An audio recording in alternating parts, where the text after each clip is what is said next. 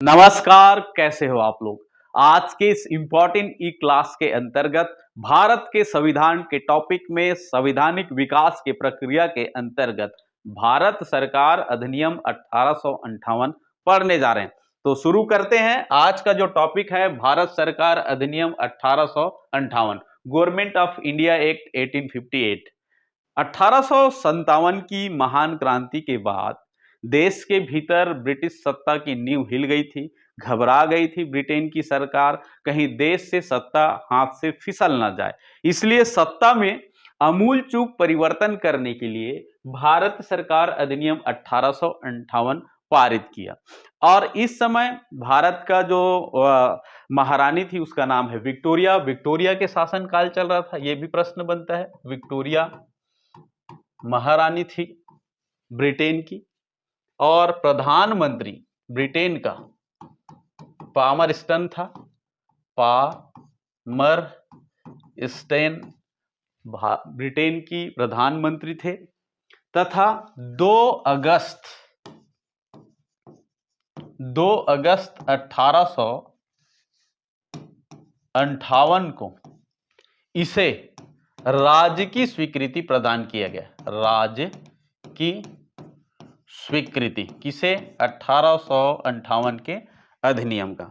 तथ्य: Lord Canning जो अंतिम गवर्नर जनरल था और प्रथम वायसराय, उन्होंने इस घोषणा पत्र को इलाहाबाद से पढ़कर सुनाया।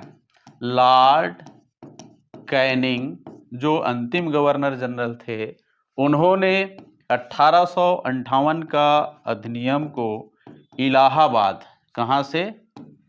इलाहाबाद से पढ़कर सुनाया था। क्यों? क्योंकि इस समय अंग्रेजों का ये अस्थायी राजधानी बना दिया गया था। 1857 के क्रांति के बाद कलकत्ता को छोड़ करके कुछ समय के लिए इलाहाबाद को अस्थायी राजधानी घोषित किए थे, और वहीं से लॉर्ड कैनिंग जो है भारत सरकार अधिनियम 1858 की घोषणा पत्र को पढ़कर सुनाए थे। तो ये प्रश्न हम एक बार फिर से देखते हैं। किसका शासनकाल चल रहा था? विक्टोरिया का। कब? 1858 की जब अधिनियम पारित किए। 1857 की क्रांति हुआ तब भी ये क्या थे? विक्टोरिया का शासनकाल चल रहा था। और प्रधानमंत्री कौन था? पामरस्टन था। ये प्रश्न पूछे जाते हैं, याद रखना। 2 अगस्त 1858 को इसको राज्य की स्वीकृति प्रदान किया गया। लॉर्ड कैनिंग जो है इस घोषणा पत्र को इलाहाबाद में पढ़कर सुनाए थे। अब हम आगे देखते हैं 1858 का जो एक्ट है उसमें क्या क्या प्रमुख बातें थी। तो सबसे मेन चीज था वो कंपनी की शासन को अंत कर दिया गया। लंबे समय से भारत में जब से सत्ता स्थापित हुआ था अंग्रेजों का, तब से ईस्ट इंडिया कंपनी का शासन चल रहा था। तो उनको समाप्त करके ब्रिटिश ताज ने, ब्रिटिश सरकार सीधे सीधे भारत का सत्ता को अपने हाथों में नियंत्रण कर लिया। नियंत्रण अब भारत की सत्ता किसके हाथों में आ गई? तो ब्रिटिश सरकार के हाथों में आ गई इस एक्ट के पारित। और कंपनी का शासन अंत मतलब ईस्ट इंडिया कंपनी की अब सत्ता समाप्त। सत्ता क्या हो गया? समाप्त हो गया।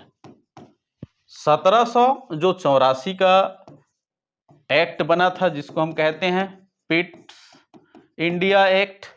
इस एक्ट में कंपनी में के शासन को संचालित करने के लिए देश में दोहरा शासन प्रणाली था। दोहरा शासन, दोहरा शासन का मतलब है कोर्ट ऑफ डायरेक्टर और बोर्ड ऑफ कंट्रोलर दोनों मिलाकर के कंपनी का शासन को चला रहे थे। इन दोनों की सत्ता समाप्त हो गई। साथ में एक गुप्त समिति थी। गुप्त समिति के माध्यम से मंत्रणा होता था, जिसको भी समाप्त कर दिया गया। अब सीधे सीधे ब्रिटिश सरकार इस सत्ता को अपने हाथों में ले लिया। और कंपनी का जो सेना है, कंपनी की जो सेना है अब किसके अधीन आ गया? ब्रिटिश ताज के अधीन आ गया, ब्रिटिश क्राउन के अधीन आ गया। क्राउन के अधीन आ गई, ब्रिटिश ताज के अधीन आ गया। किसका? कंपनी की सेना। आगे हम देखते हैं इस कंट्रोल, कोर्ट ऑफ डायरेक्टर और गुप्त समितियों के माध्यम से ईस्ट इंडिया कंपनी और भारत का शासन प्रशासन नियंत्रण होती थी। लेकिन 1858 के एक्ट में इन पदों को समाप्त कर दिया गया।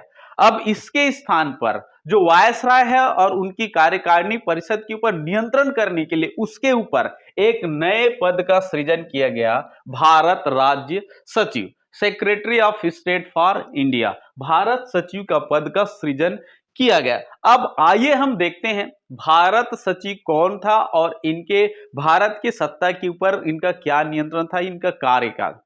तो ब्रिटिश सरकार के अंतर्गत उसके मंत्रिमंडल के एक सदस्य को भारत सचिव के पद पर आसीन कर दिया जाता था। दूसरे शब्दों में कहा जाए तो यह व्यक्ति कैबिनेट का एक सदस्य होता था। कैबिनेट का सदस्य होता था। किस कैबिनेट का? ब्रिटिश सरकार के अंतर्गत। ब्रिटिश सरकार के अंतर्गत कैबिनेट का एक सदस्य होता था।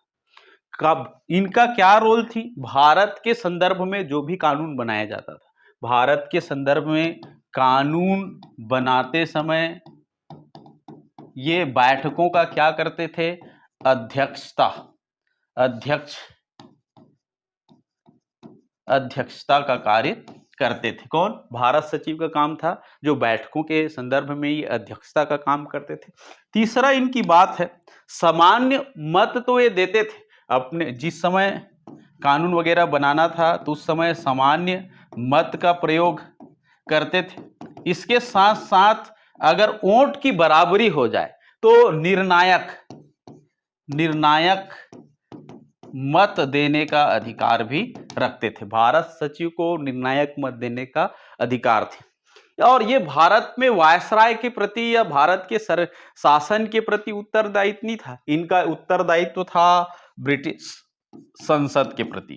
ब्रिटिश संसद के प्रति ये उत्तरदायी था। ये महत्वपूर्ण था। भारत सचिव किसके प्रति उत्तरदायी थे? तो ब्रिटिश संसद के अंतर्गत उत्तरदायी थे। तो इस प्रकार से सेक्रेटरी ऑफ स्टेट का पद जो है काफी महत्वपूर्ण हो गया इस एक्ट के माध्यम से, जो पूरा जो भारत के वायसराय है, गवर्नर जनरल है, और उसके परिषद के ऊपर नियंत्रण करने का काम करते थे। और ये ब्रिटेन के जो एक मंत्रिमंडल का कैबिनेट होता था और ये वहीं रहता था, इनके परिषद, और ये वहीं रह करके भारत के संदर्भ में सत्ता को संचालित करने के लिए गवर्नर जनरल और उसके परिषद को हमेशा निर्देशित करते थे। तो आगे हम बढ़ते हैं। भारत राज्य सचिव के कार्यों की सहायता के लिए इस एक्ट के माध्यम से एक परिषद का गठन किया गया, जिसे भारत परिषद काउंसिल ऑफ इंडिया के नाम से जानते हैं। इस परिषद में कुल सदस्यों की संख्या कितनी थी? 15 सदस्यों का यह परिषद था। कितने सदस्य थे? 15 सदस्य। अब इन सदस्यों की नियुक्ति कैसे होता है उनको देखते हैं। तो इनकी नियुक्ति जो है दो तरह से होती थी। इनमें से जो 8 सदस्य है, 15 में से 8 सदस्यों का नियुक्ति जो है ब्रिटिश संसद के द्वारा होती थी, और 7 सदस्यों का नियुक्ति जो है कंपनी का निदेशक मंडल, कंपनी के जो कोर्ट ऑफ डायरेक्टर है, अभी इनको थोड़ा सा कार्य दे दिया गया है कि चलो भाई, कंपनी के जो प्रोपराइटर लोग हैं, निदेशक मंडल है, उनको क्या दे दिया गया?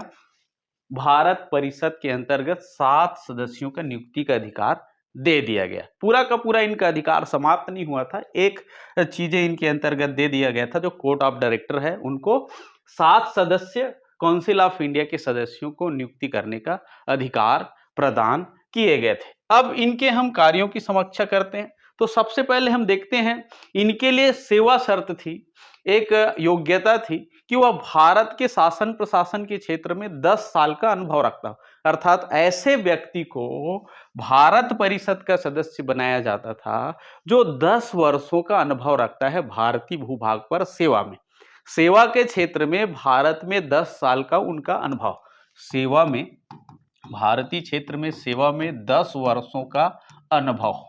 ये बात अच्छी थी कि भारत के बारे में बगैर कोई जानकारी लिए हुए व्यक्ति को हम परिषद का सदस्य बनाएंगे तो भारत के संदर्भ में वो क्या कानून बनाएगी, वो कैसे समझ पाएगा। ये एक बात यहाँ पर पॉजिटिव बात दिखता है ऐसे अंग्रेजों का शोषणकारी नीति में, कि ऐसे व्यक्ति को सदस्य बनाया जाएगा परिषद में जो 10 वर्षों तक भारत में सेवा दे चुका है उन्हें, या जिनको नियुक्त करते समय उनकी अवधि कितनी हो, 10 वर्षों का हो, उनको भारत परिषद के अंतर्गत क्या किया जाता था, सदस्य बनाया जाता था। अब ये संस्था क्या थी, तो ये परामर्शदात्री संस्था थी। एक चीज और इनसे प्रश्न बनता है कि भारत परिषद काउंसिल ऑफ इंडिया किस प्रकार की संस्था थी, तो एक परामर्शदात्री संस्था थी। आगे हम बढ़ते हैं। मुगल सम्राट के पद का अंत, इस एक्ट के माध्यम से जो मुगल सम्राट का सत्ता था, हालांकि सत्ता नाम मात्र की बची थी, 1857 की क्रांति में अंतिम मुगल बादशाह बहादुर शाह जफर द्वितीय जो है आंदोलन में भाग लिए थे और उनका नेता था। तो ब्रिटिश गवर्नमेंट जो है को एक बात का दुख था कि अभी भी सम्राट का जो पद सृजित है वहां पर जिंदा है, इसलिए 1858 का जो एक्ट है उसमें मुगल सम्राट के पद का अंत कर दिया गया, एंड ऑफ मुगल एम्पायर। आगे हम बढ़ते हैं। भारत में वायसराय पद का सृजन, जो गवर्नर जनरल था अब उसके नाम में परिवर्तन कर दिया गया, उसे हम क्या कहते हैं, वायसरॉय ऑफ इंडिया, भारत का क्या कहते हैं, वायसराय। और इस एक्ट के माध्यम से भारत का जो प्रथम वायसराय बना, जो अंतिम गवर्नर जनरल था, लॉर्ड कैनिंग, लॉर्ड कैनिंग को भारत का प्रथम वायसराय माना जाता है। इस प्रश्न को हमको ध्यान देना है, कई बार प्रतियोगी परीक्षाओं में इनसे प्रश्न बन चुका है। ये भारत का अंतिम गवर्नर जनरल था, कंपनी के अधीन अंतिम गवर्नर जनरल था। अब कंपनी का शासन समाप्त हो गया, अब उसके स्थान पर वायसराय आया, तो वायसराय के पद पर पहला जो व्यक्ति बना वो लॉर्ड कैनिंग रहे। और इनका काम क्या था, भारत के अंतर्गत जो भी नैतिक और आर्थिक नीति बनाता था, याद रखना, नैतिक और आर्थिक नीति बनाने का जो काम होता था उनको प्रतिवर्ष ब्रिटेन की संसद में प्रस्तुत करवाना इनका कार्य है, भारत सचिव के माध्यम से। अब आगे हम देखते हैं, इसमें एक बार फिर से रिवाइज करते हैं। इस एक्ट के माध्यम से कंपनी का शासन का अंत हो गया, भारत सचिव का पद सृजन किया गया, जो पूरे भारत में के संदर्भ में वायसराय के ऊपर नियंत्रण स्थापित किए थे। वायसराय के ऊपर कौन सा पद था, भारत सचिव। ये कहाँ रहते थे, ब्रिटेन, ब्रिटेन के संसद, ये भारत में नहीं रहते थे भारत सचिव, उनका एक कैबिनेट का सदस्य होता था, जो भारत के संदर्भ में कानून बनाने के संदर्भ में जो भी महत्वपूर्ण बैठक होता था उसमें ये अध्यक्षता करता था। अपना सामान्य मत के साथ साथ निर्णायक मत देने का अधिकार रखते थे। इतना पावर किसका था, भारत सचिव का। उनको सहायता के लिए एक परिषद थी जिसको काउंसिल ऑफ इंडिया कहते हैं, 15 सदस्यों की, जिनकी नियुक्ति भारत में जो 10 वर्षों का अनुभव रखता था उन व्यक्ति को भारत परिषद के सदस्य के रूप में नियुक्त करते थे। 8 सदस्य ब्रिटिश संसद के द्वारा और 7 सदस्य जो है कंपनी के निदेशक मंडल के द्वारा। उसके बाद मुगल सत्ता का अंत हो गया।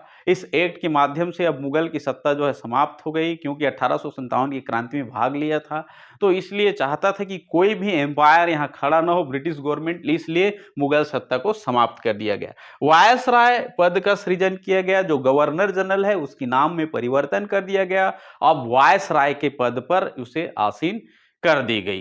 तो ये रहा आज का 1858 के एक्ट के अंतर्गत प्रमुख प्रावधान। तो वीडियो को अंत तक जरूर देखें, आपको फायदा होगा। और लगातार मुझे कमेंट्स करने के लिए और इसी प्रकार से प्यार देने के लिए आप लोगों का बहुत बहुत धन्यवाद। वीडियो को लाइक, शेयर तथा चैनल को सब्सक्राइब करना ना भूलें। जय हिंद, जय भारत।